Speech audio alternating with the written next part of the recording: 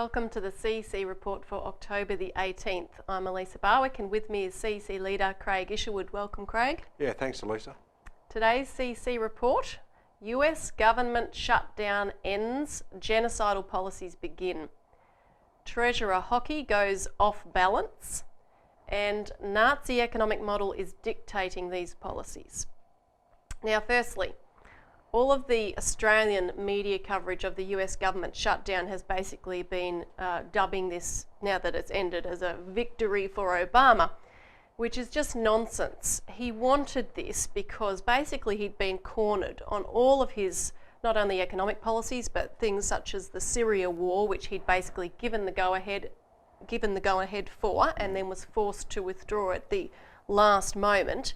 But also, which was indicated by the fact of a number of European and American bankers meeting with him at the beginning of this budget crisis, and these bankers demanded that Obama put a stop to Glass-Steagall because the momentum for Glass-Steagall had been building in an incredible fashion in the United States government. So basically, Obama was forced to provoke a crisis in order to generate the kind of bipartisan support and the popular support within the population as well to ram through his agenda of austerity measures, deathly austerity measures, which is all predicated upon the collapse of the global financial system.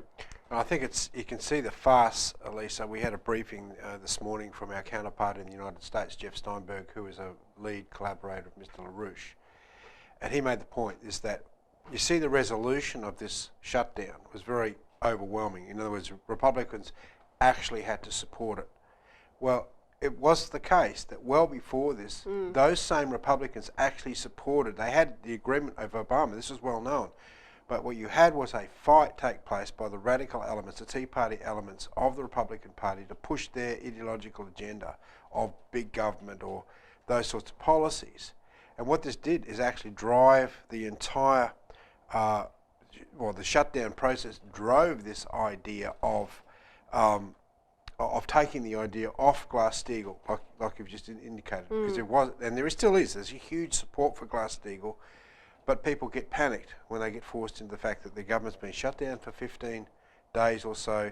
You know, you've got this looming budget, the inability to pay the bills. You know, the reserve currency of the world, the US dollar, was about to default. I mean, this was played out in order to push through the sorts of policies that Obama wanted, austerity and policies that are literally like Medicaid, the Medicare policy that he has for the United States, Obamacare, which is literally going to kill people. And the response of various figures to the fact that there could have been a US default was indicative of the precariousness of the financial system. You had Christine Lagarde, who was basically, demanding we have to continue and extend the quantitative easing in every form. Jack Lew, the US Treasury Secretary, saying, look, any US default will trigger a crisis worse than 2008. Jamie Dimon, the head of JP Morgan Chase, said that a US default would ripple across the global economies in a way you couldn't possibly understand. And the world's biggest bond trader, PIMCO's El Arian, swore that it could cause a crisis that dwarfs the bankruptcy of Lehman Brothers in 2008. You will freeze the system. So it's this bankruptcy, the complete bankruptcy of the system, that is forcing upon the US government, because they're not prepared to deal with it with Glass-Steagall, with the means that would keep the economy going.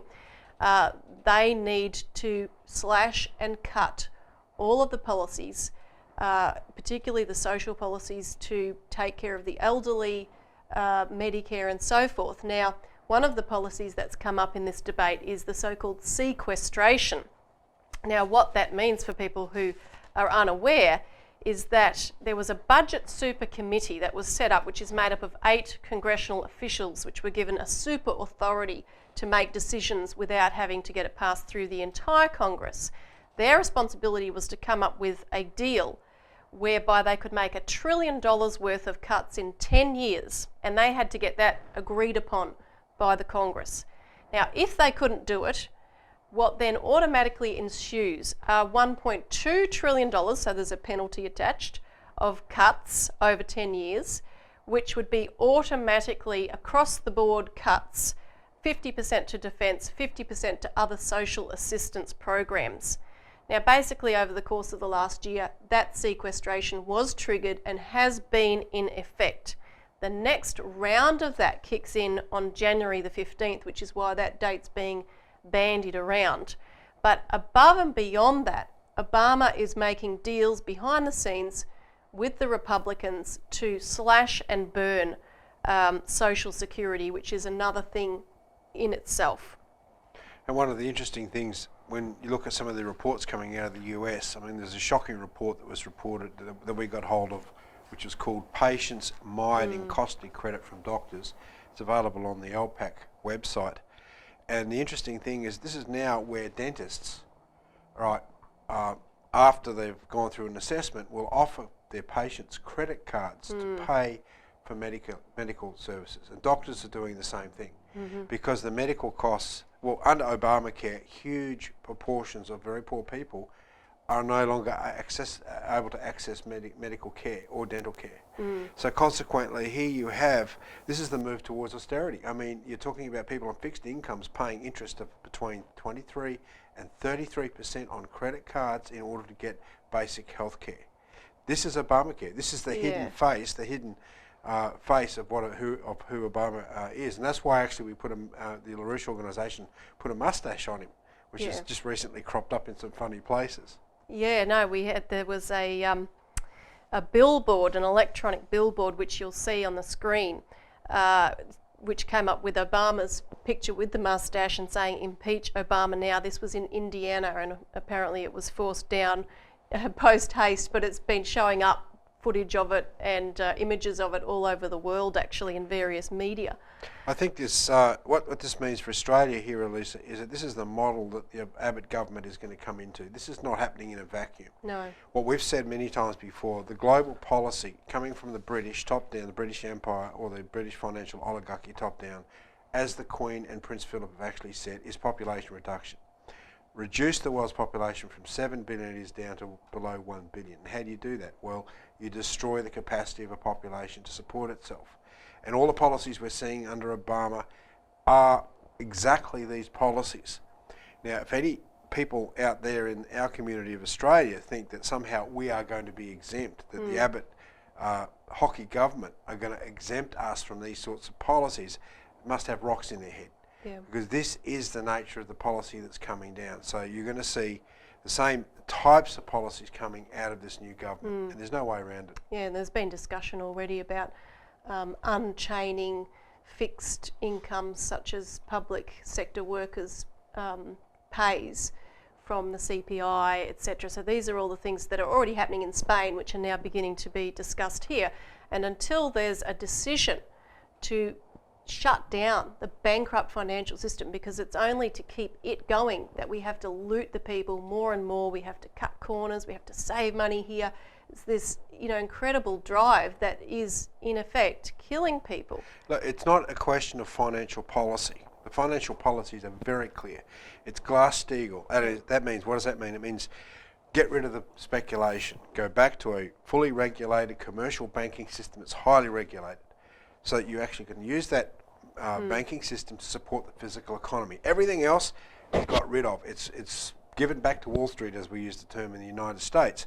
Here in Australia, it means separating out our big banks, having a banking system, a commercial banking system, where their big banks are just banks. They're not insurance houses, they're not stockbroking houses, they're not merchant banks or investment banks. They're not speculating with people's deposits or putting those deposits at risks. So that's a very clear idea. Glass-Steagall, that's what we're campaigning for vigorously, and we oppose every other measure that are coming from the existing financial oligarchy right now for basically taking control of people's savings, like for bail-in or whatever. So the point is, it's a political question. Are we going to survive by pushing through policies like Glass-Steagall, which we need for our nation, or are we going to allow the financial oligarchy to literally kill off 6 billion people through these policies of financial austerity? So they can keep their privileged system. And it's not that difficult to do, actually, and I think Mr. LaRouche has made some comments recently about this. What LaRouche had to say when this possibility of the US debt default was on the table was extremely incisive. He said, look, there is zero reason to defend Wall Street and its speculation. They have proven by their actions that they have no right to exist. There is no value whatsoever in their holdings. What we will do, LaRouche stated, is audit their books with the Glass-Steagall principle. We will march them into the conference room, tell them to put their papers on the table and answer our challenge that they demonstrate any actual value therein. They cannot.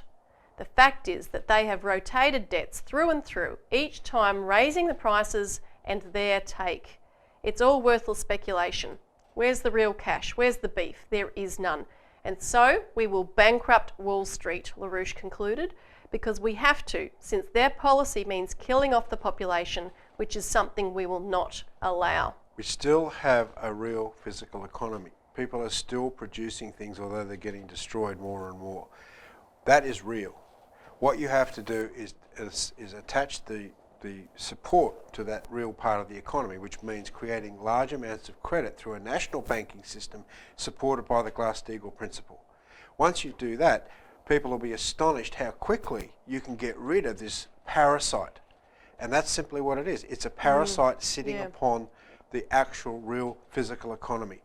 There's going to be many of our financial people out of work. They might have to go back to farming and literally turn the soil over a bit or do something productive. We've grown massively in the financial sector because it is such a speculative, unproductive sector. And one other thing to mention is that the LaRouche PAC organisation in the US has just taken out on this subject a full-page ad in a Washington daily newspaper called The Hill, which is the newspaper of record for Capitol Hill there in Washington, so all the Congress people get it and so forth, and it has a wide internet circulation beyond that. It was headlined, "We stopped Obama's unconstitutional war in Syria. Now stop Obama's Wall Street war on the United States of America. Pass Glass-Steagall now." And that was signed onto by numerous leading figures, including obviously Lyndon LaRouche himself, but various state representatives from state legislators across the United States, union leaders, councillors, former World Bank figure, a talk show host, people like even Roseanne Barr, a comedian and former presidential candidate, as well as various figures from Greece and Italy. So you can again look to our website for that. Now, after the break, we're going to discuss exactly how hockey is completely meshing in with this push in the United States here.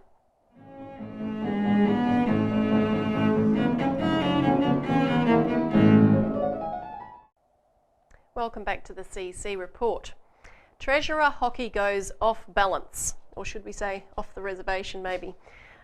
In New York, in the last couple of weeks, hockey would have definitely run into the buzzsaw of the LaRouche PAC organisations lobbying around Washington, around the IMF World Bank meetings, with the government shutdown. Of course, it was highly escalated organising.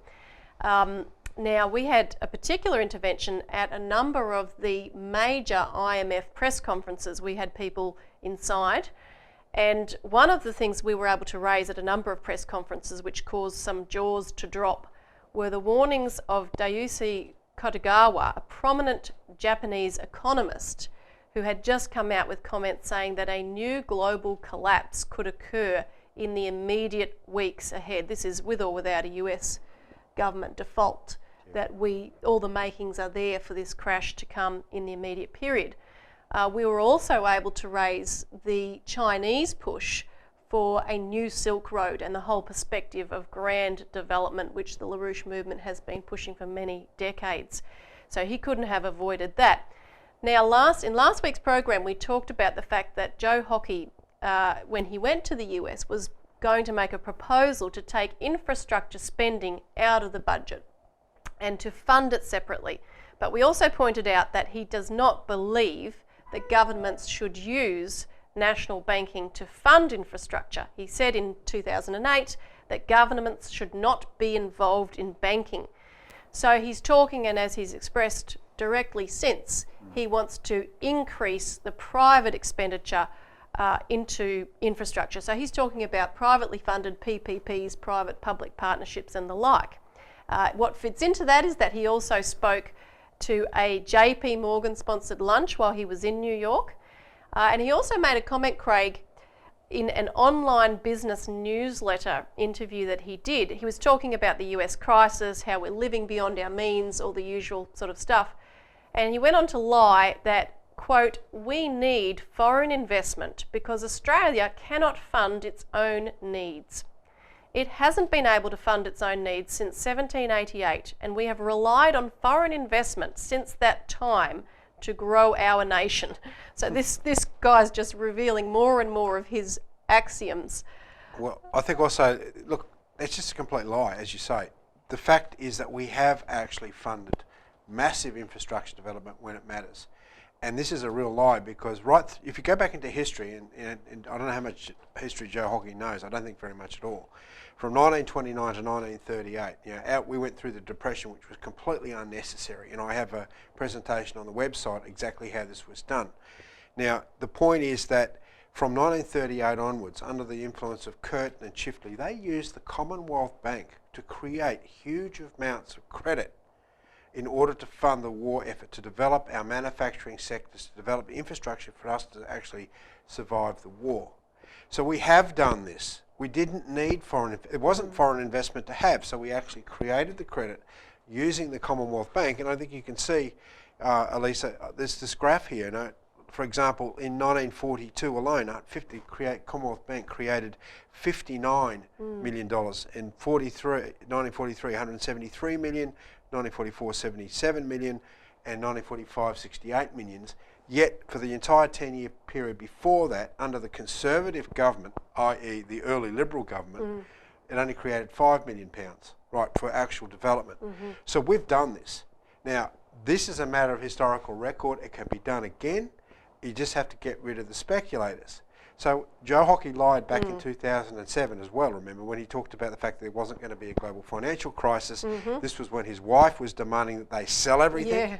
Melissa Babbage, who actually worked for Deutsche Bank on the speculative derivatives bench, right? She knew it was coming. The insiders knew it was coming, but he just basically lied. And we go through this in our last paper, Elisa, for our viewers, because the point is that, Joe Hockey has come in. He is going to toe the banker's line. There's no indication he's not going to do anything different. Absolutely. And in fact, you begin to unravel his intention a little more by looking at some of the history of what derivatives have been used for. And last week, people who watched the program would have seen the stunning discussion about how off-balance sheet derivatives are used to hide losses. But this is not happening just in the case of banks. Governments use this practice as well. In fact, there's a famous example that's just recently come to light with documents that have been revealed showing that Italy in the 1990s used derivatives to make their budget deficit appear smaller in order to allow its entry into the Eurozone. And this was done by Mario Draghi, who is now the head of the European Central Bank. He was then the Director General of the Italian Treasury. So they've used this practice. Now these derivatives, the same derivatives that they used to fudge the figures, are now exposing Italy to a reported $8 billion in losses. And of course, at the same time, Draghi was running the whole privatisation and mass sell-off of Italy. Now, these same groupings of bankers are also a part of a big push called the LTIC, the Long-Term Investment Club, that are basically making a big push to tap into the sovereign wealth funds, the superannuation funds, trying to sucker in a lot of money that they wouldn't normally be able to access into the big banks, with the temptation of this is for infrastructure, even talking about similar proposals as we do.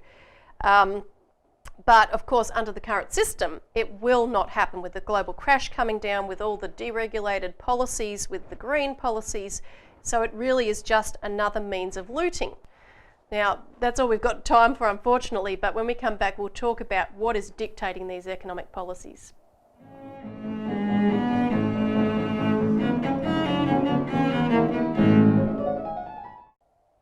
Welcome back to the CEC Report, and we'll end with Nazi economic model is dictating these policies. But just in addition to the last segment talking about going off balance sheet, there's a new European Union proposal for over-the-counter bailouts, allowing governments to bail out banks off budget on the condition that they also implement bail-in in that relevant bank, i.e. steal the people's money. And that allows the European Union deficit rules to be bypassed, and as we discussed a couple of weeks ago, has already been conducted partially at the third largest Italian bank, Monte Paschi Bank. But what people need to realise is that these policies occurred in Nazi Germany, but just like today where people say, well, it's a bit extreme that you say these are genocidal policies, prior to Hitler, people said the same thing. Anyone who forewarned that was ridiculed. And it didn't appear, it snuck up, it was the slippery slope. I mean, you had Auschwitz, the famous prison camp, which started as an IG Farben chemical plant producing synthetic rubber. IG Farben and the International Steel Cartel had set up two massive cartels which swept up control of all industry. They put patents on things like rubber so that their opponents couldn't access the technologies. And Farben ran the central patenting agency where all countries were forced to register their patents with. That's why under Roosevelt, synthetic rubber plants built by the Reconstruction Finance Corporation were an absolutely crucial element of the war preparations. Yeah, right. Because of this monopoly sort of on technologies. Well, Roosevelt, spent his life's works to take this apart. The speech that he made to the Congress on curbing monopolies in 1938 is where the famous quote comes from, where he said, "The liberty of a democracy is not safe if the people tolerate the growth of private power to a point where it becomes stronger than their democratic state itself. That, in its essence, is fascism," he said. "Ownership of government by an individual, by a group, or by any other controlling private power." So, you had Auschwitz, you had people just producing rubber patented by this company, all looked fine until, of course, the conditions economically got worse and worse. They start paying people less and less. Hundreds of thousands of people ultimately starved. These became camps where people couldn't leave. They had to keep working. They were fed a certain amount. After a while, they determined that rather than having useless eaters hanging around, that they would get rid of them, and Farben Industries developed the famous Zyklon B gas that started, the gas chambers. Now, James Stewart Martin, who ran the decartelisation with Roosevelt after the war, wrote a book, All Honourable Men. And he said that should the US run into serious economic difficulties again, most of the conditions for a reenactment of the German drama would already exist on the American stage. And isn't that what we're exactly seeing today? Yep, and that's what you just seen played out with this budget shutdown in the US. The what I've mentioned before about the dental people having to pay for basic medical care, and I don't think it really gets to people's minds here just how bad this austerity is in the United States. It's not reported here. We've got a controlled media. We know what some of it's like in Australia if you look around at our own country. But look, the intention is to cover this up and let people suffer. Exactly, and people that are very poor, that can't afford their operations, can't afford their medicines. We're seeing this in Greece. People are skimping and saving, and we need to change this. So thanks for tuning into this week's CEC Report, and join us again next week for more.